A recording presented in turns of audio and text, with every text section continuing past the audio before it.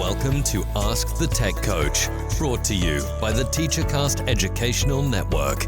If you are in charge of professional development and looking to build an innovative digital learning experience, this is the podcast for you. Join us each week as we uncover strategies that tech coaches are using to drive their digital transformations one classroom at a time. And now for your host, with over 2 decades of experience working with tech coaches and ed tech companies from all around the world, Jeff Bradbury. Hello, everybody, and welcome to the TeacherCast Educational Network. My name is Jeff Bradbury. Thank you so much for joining us today and making TeacherCast your home for professional development. This is Ask the Tech Coach podcast episode number 221, and today we're going to be talking all about setting coaching goals. This was a topic that was coming up recently in our Instructional Coaches Network. Hope you guys had a chance to check all that stuff out. And to discuss that, as always, is my good partner, Sue Vincent. Sue, how are you today? Welcome to Ask the Tech Coach. I'm great. Good to be back, and good to have you all out there listening as we talk about goal setting today. It's been a busy few weeks. We just had fall break in our school system, so we're back fresh, ready for the second quarter. So, Jeff, you have been out on conference work this past weekend, haven't you? Yeah, October was a weird month. I got to be honest. We had all these 4-day weeks. 4-day weeks, and then last week I was we had PD on Monday, and Tuesday I had a full day, and then Wednesday I got on an airplane and I flew to Georgia. I had such a great time. I had the opportunity to fly down to Georgia, Atlanta, to visit the new Microsoft headquarters out in Georgia, out down by Orlando there. It was such a great time. That was as part of the Microsoft Innovative Educator Program. So shout out to my MIE expert and fellow friends. We got a chance on Thursday to tour a elementary school and see some great things that were happening there. On Friday, we spent the afternoon doing presentations. All of the Microsoft fellows got a chance to do presentations, and my group, 3 of us from the Northeast region, talked all about data dashboards, how to use Excel for data, similar stuff to what we talk about here. Yes. How do you use Excel? How do you keep data? How do you track it? How do you make it look pretty? Stuff that we've done here on the network, plenty of time. And then on Saturday, it was really nice. We got together for a final thing, and we were out by, 4 or 5 o'clock or so. Great day. Thank you, Microsoft. Thank you to everybody who was there. It was an absolute amazing time. But I got to tell you, Sue, that wasn't even the best time I had doing professional development last week. Can I tell you another story? Yes. What was the best time you had last week? Monday, we had our PD day, and I was asked to come in and do Google training for paraeducators. Oh, great. Wow. That's awesome. What would you like me to do? Entertain them is all I got, right? And I love that because that gives you all the creativity in the world. And I was expecting to go into a classroom and just teach whoever walks in. I was told it was like walk-in only, and it was. But then I was told there's a lot of interest in your class. There's a lot of people that want to go. Would you mind doing this in the auditorium? And I'm thinking, you got to be crazy here. You want me to do Google training in an auditorium? They're never going to be like, I'm just going to be lecturing a Google Doc conversation, right? Exactly.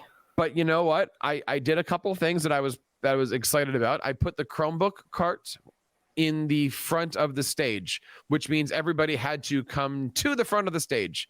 And by doing that, I then had conversations with all these wonderful people, and they were enticed to sit in the first couple rows. So I had about 60 or 70 paraeducators, some who are computer newbies, some who are kind of there, some who are, grandparents, I'll say, right? Mm-hmm. Not techies at all. And I decided to challenge them. I decided to even challenge myself. I decided to, by the way, I had 2.5 hours with them. What are you going to do in 2.5 hours? So we decided to do something that you might have seen in like an ed camp or another kind of a presentation. We opened up our Google Drives and we made restaurant websites. And we learned how to log into Google. We learned how to use Google Drawings to make a logo for the restaurant. We learned how to search. We use Google Slides to make menus and insert images and do the slide designer. We then created a ticketing system using Google Forms. Each question is a food item. Do you want this? Yes or no? Real basic stuff. But then we opened up Google Sites. We dumped it all in. We put a My Map on it. They put the little pin on the My Map, and they made a custom graphic and a logo. It was so awesome. What a neat idea. And in 2.5 hours, I had these people who were not at all techie doing pretty advanced spreadsheets, pretty advanced forms, and they had a project that they could walk away with. I was in heaven. I love it. The running theme thing through all of the different applications. That is just.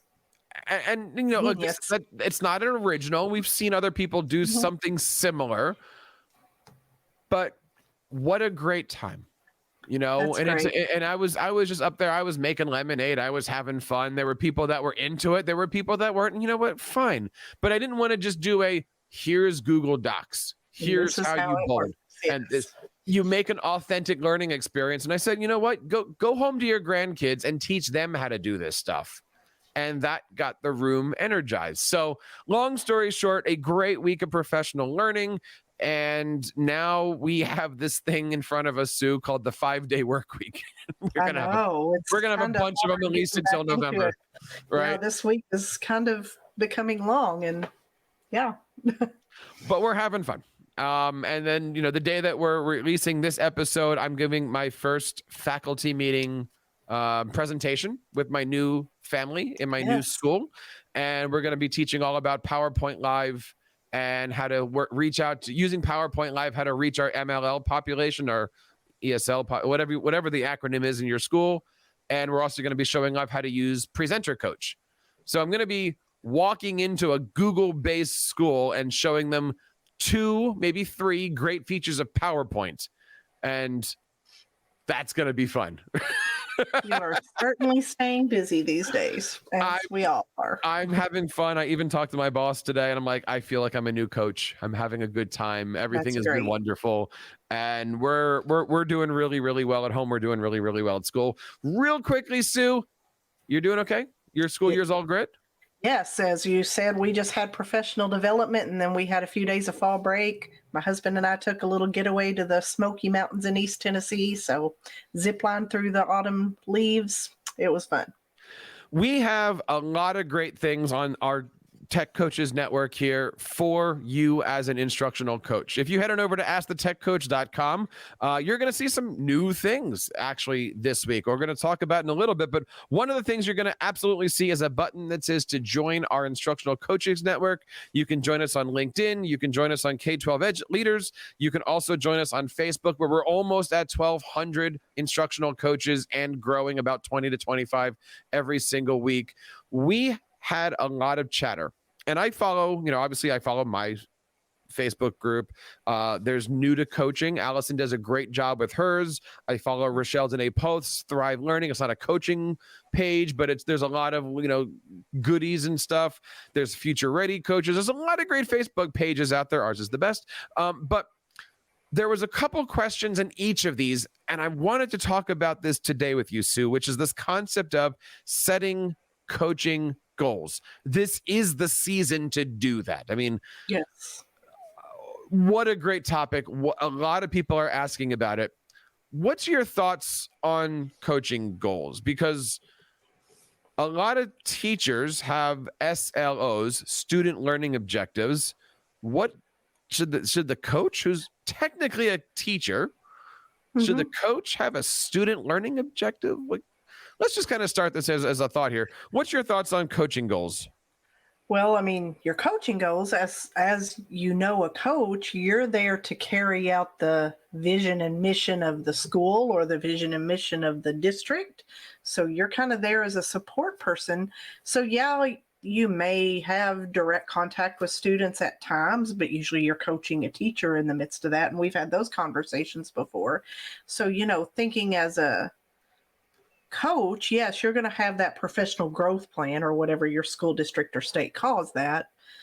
but yours are going to look different than a teacher's would, because your goal is not to make the student learn this certain objective. Your goal is to carry out the mission of the school district or the school and make that teacher achieve that ultimate goal. We talk about this a lot. You are the answer for how does the teacher meet the goal, right? Yes. Principal's going to get up and say, Sue, I want you to do this. Sue goes, I don't know how to do that. And the principal says, there's the coach, go have fun. Mm-hmm. Right? So your goals really should be aligning with what?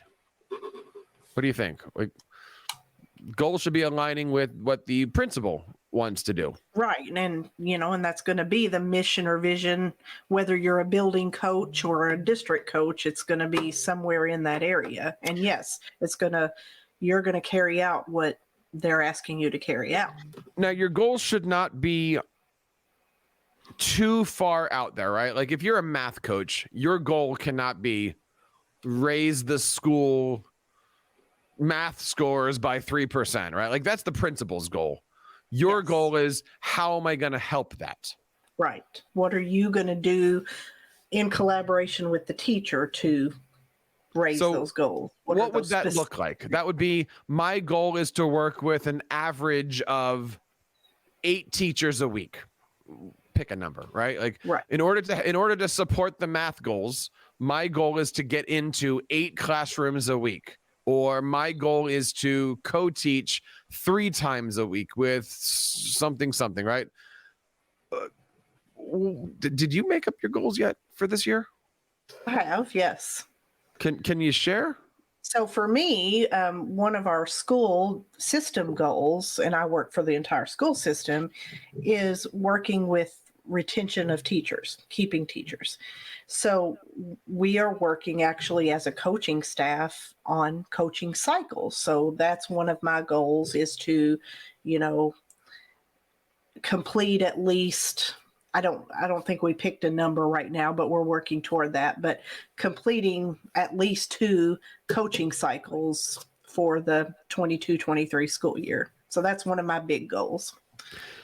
And what does that look like? Now you have this goal. Are you creating data trackers for yourself? Are you just waiting till the end of the year to say, ta-da, here it is? Like what does that look like now that you've agreed with your administration of what your mission is for this year? Yeah, and you mentioned data, and that's a huge thing. Yes, as we observe the teachers and meet with the teachers, we're trying to do some walkthrough observations, and yes, collecting that data according to the goal the teacher has set, and then we're collecting data and then obviously meeting with them within the coaching cycle. So yeah, we're collecting that data on how the teacher is progressing, and obviously reflective items from the teacher on how they're meeting their goal as we guide them.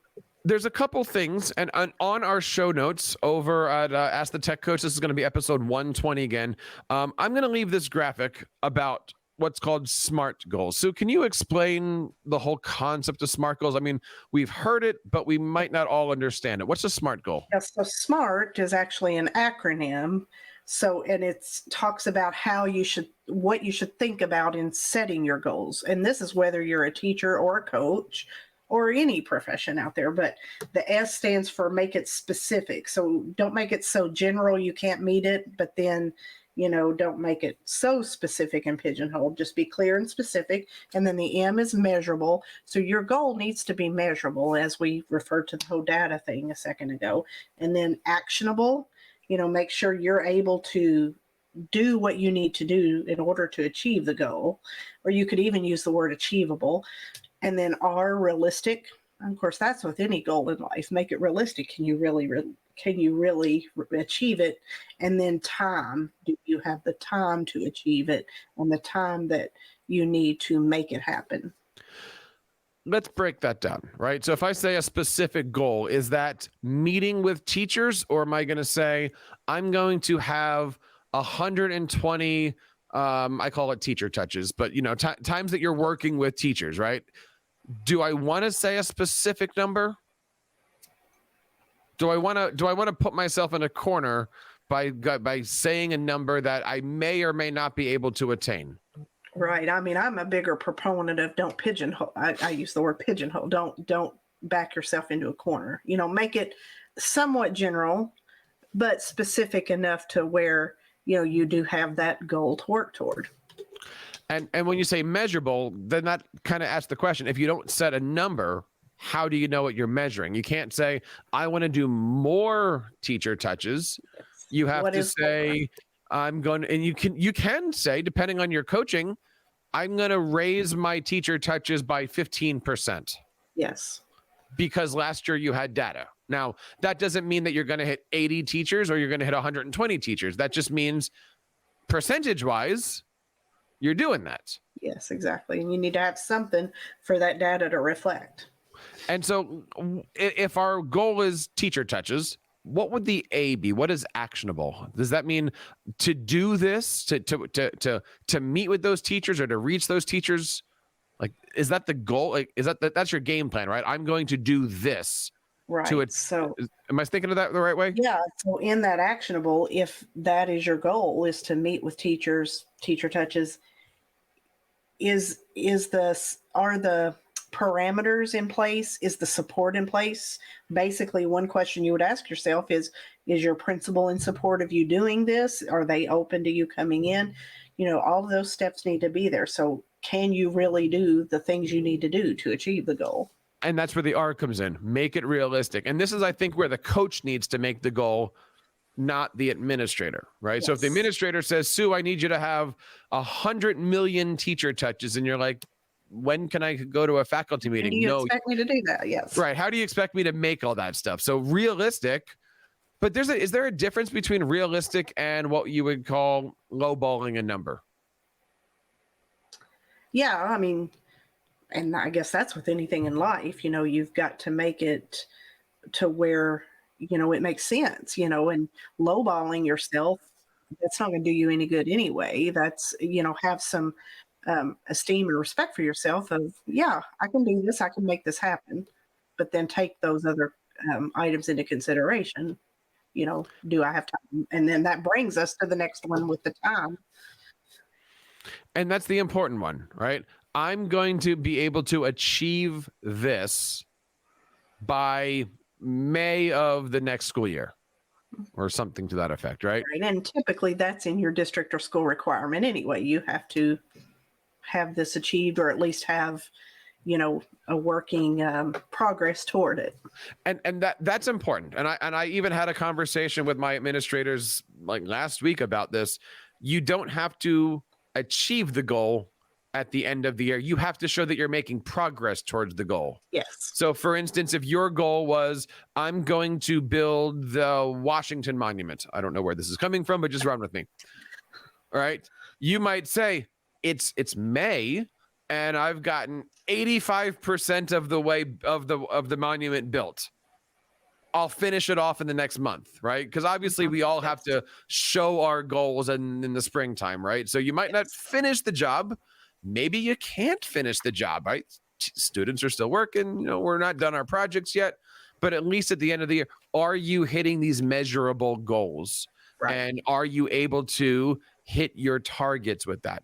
And if you're looking at setting your goals based off your principle, I like to look at this and say, there's no way that you could ever not meet your goals if you set things up the right way. If your principal says they want to, I'm going to make up something horrible here. If your principal says that you need to cut the grass every single week and you cut the grass every single week, you've hit your goal. Absolutely. It's a bad example, but you know what I'm saying on that, right? 10 o'clock at night and we're recording this podcast, right? So, because there's no way that your principal is not going to allow themselves to meet their goals. So because of that, you're going to automatically meet your goals and, work yourself into that corner where you're all on the same page. I think it's important some people have one goal for the year. Some people have two. Some districts might even ask you to do three. I think it's important to have a personal goal. And I know for myself, I've put together 4 or 5 personal goals. These aren't official. These aren't going in front line. These aren't anything that anybody's going to sign off on. but I still have personal goals. I want to make sure that I hit X number of buildings every month. I want to make sure that everybody gets trained on this. I want to make sure that the coaches I work with feel comfortable using this. Right. I want to make sure that I never drop the ball on sharing information or whatever they're like. We all have these responsibility buckets that we have. My personal goal is to never let the water spill. It's not a measurable thing. It's a daily goal. It's a daily goal, right? So my one of my personal goals is never let an email sit for more than 24 hours. Yes, agreed. Yeah. Right. So how do you do all that stuff? That's where the fun and excitement comes in. I obviously want to hear what you guys are thinking out there in listener land. Please feel free to head on over to our Instructional Tech Coaches Network and join us. Sign up today. We would love to have you. We've got online courses in there. We're still doing our monthly webinars. We got a lot of great things that are happening. We'd love to have you be a part of that stuff. Sue, you and I both have slightly different positions. I work with a medium size, I think is a fair term, group of coaches. I got 8 coaches in my immediate family. Is it important that we all have the same goals? Is it important that we all have similar goals? Do you think our goals should be all individualized? What do you think? Well, that's a very good question. And I think a lot of it is going to depend on your building or your school system. In my situation, I think we all on my team have our individual goals, but they reflect the mission and vision of the school or whatever initiative we may be working toward. Like teacher retention is a system, we're hitting that hard as a system in the curriculum department, in the admissions, we're a private school, so in the admissions department, in marketing, and all of those departments. So we're hitting that hard. And so that's what we're all making our own individual goals to reflect. But I think that goes into account even, those of you who are out there in public school systems. You have a mission and vision statement or a school improvement plan that you have to work toward, whether it's standardized test scores and those types of things. So usually the teacher's goals are going to reflect that, as well as your own coaching goals as you ultimately touch those teachers' lives. Here's a subject that's also come up on the Facebook. Who owns your goals? Is it your boss? Is it you? If you fail to meet your goal, I get it. It's on you, but is it a reflection of the system? I tried to, I set a goal, but the environment might not have allowed me to do it. So then you have to go back and reflect, was it measurable? Was it actionable and realistic? So you have to go back and reflect on that. And obviously, and I'm assuming most of our cases, those goals are part of our summative evaluation at the end of the school year. It's an interesting topic, I think. It very much is, yes. But that also leads the question of, if you're in the middle of the year and the school year changes, can you change your goals, or are your goals locked in at the beginning of October? And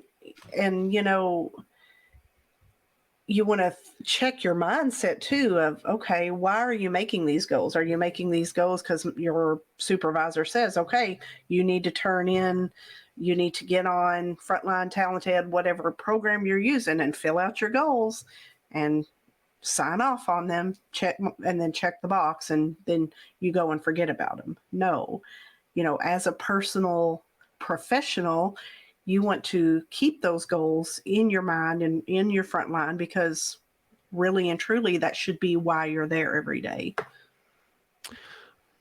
I think this is a great topic. And I think that if you have any questions about this topic, please feel free to reach out. You can find us over on Twitter at Ask the Tech Coach. You can head on over to AskTheTechCoach.com, leave us a message. There's a lot of things happening. And Sue, have you checked out the TeacherCast website recently? Oh, yes. You have done some work over there, haven't you, Jeff? You've been busy. I was bored. apparently. As I mentioned, we've been having these 4-day Spice it up weekends, a which has opened me up to thinking about things. And the other day I woke up and said, you know what? Let's try something different. It was Monday. So let's just pivot a little bit. And next thing I know, we decided to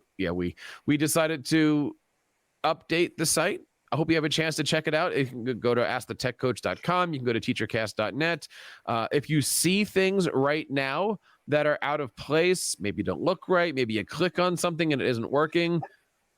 So the site right now is over 70 pages. So I've got a lot of content to backlink. Some of the stuff I'm redesigning. Some of the stuff I'm rewriting from scratch. I've even got 2 pages all about productivity, which is something that we're going to talk a lot about here on the show. Yes, definitely. And I'm starting to build all that stuff out. I'm also going to be resurrecting a few things from the past. I redesigned our educational podcast directory. We now have over 220 educational podcasts I'm excited about. Yeah, it's great. Everything is updated as much as I can. I'm also creating a directory of podcasting equipment. So that way, and I get the question a lot, what do I use? What do I buy? How do I buy it? I'm resurrecting all of that. And we're also coming back with some of our old favorite shows. The show that I used to do called Educational Podcasting Today, basically showcasing educational podcasters, who they are, why they're doing it, what they're doing. I'm going to bring that back. And I think there's a need for that because there's a lot of people now asking the question, how do I podcast in my classroom? How does it work? What kind of equipment? So I'm going to bring that back. I've got a lot of great guests lined up. If you are an educational podcaster, I'd love to have you on the show. And you never know. I'm thinking about a few other things. For the last 11 years, I've called it the TeacherCast podcast. I don't know. Been thinking about this going, what does that mean? Maybe it needs a facelift also. Maybe we change the name of it. Maybe we do a couple things. I don't know. I'm just kind of talking right now, but things are looking great over things there. Are changing. The layout, it's just spiced up. It's just, subtle, but it just kind of piques the interest of, what's changed? What's this look like? It's nice and clean. I love the layout. I'd love to hear from you. I am not ready to announce this yet. So the only place that anybody's going to hear it is by listening to this episode. So if you do, please do me a favor, email me feedback@teachercast.net. And I'd love to hear your thoughts. What do you think about the new site? What do you think about the new logo? What do you think about the new layout, design, menu? Everything about it is completely changing. And this is what happens when you send me to Atlanta for a few days. I start thinking about how to do things a little bit differently. So thank you so much for sticking around for this show. Thank you so much for liking this show, subscribing, sharing this with your friends. We are here every single Monday, Sue and I. We are instructional coaches. We are here to help you and to help you be a little bit more productive in your position. So if you have any questions, feel free to reach out. And as always, you can ask the Tech Coach. Sue, where do we find out all the great stuff that you're doing these days in your classrooms? Look for me over at Twitter at SV314DWS and over on my YouTube channel at Susan Vincent's Tech Imaginations. And lastly, don't forget to check out all the great stuff over on AskTheTechCoach.com. On behalf of Sue and everybody here in the TeacherCast Educational Network, my name is Jeff Bradbury, reminding you to keep up the great work in your classroom and continue sharing your passions with your students. You've been listening to Ask the Tech Coach, hosted by Jeff Bradbury of the TeacherCast Educational Network. Please reach out to the show with all of your questions on Twitter at AskTheTechCoach or online at www.askthetechcoach.com. Be sure to subscribe to our podcast so you don't miss any future episodes. And please take a moment to write a review in the App Store.